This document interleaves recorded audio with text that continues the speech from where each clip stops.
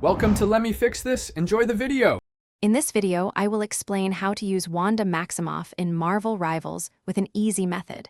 We will cover her powerful magical abilities and how to effectively control the battlefield. You will learn simple strategies to dominate your opponents and support your team, ensuring you become a formidable force. Get ready to unleash chaos and secure victory with the Scarlet Witch. Wanda possesses 3 core abilities that define her playstyle. Her primary attack, Chaos Magic, allows for continuous damage output from a distance. Reality Warp is a versatile skill, letting you reposition enemies or yourself for strategic advantage.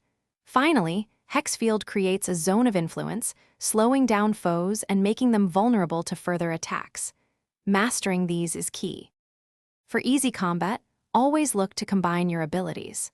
A great tactic is to first use Reality Warp to pull enemies into a group, then immediately deploy Hex Field to trap and slow them.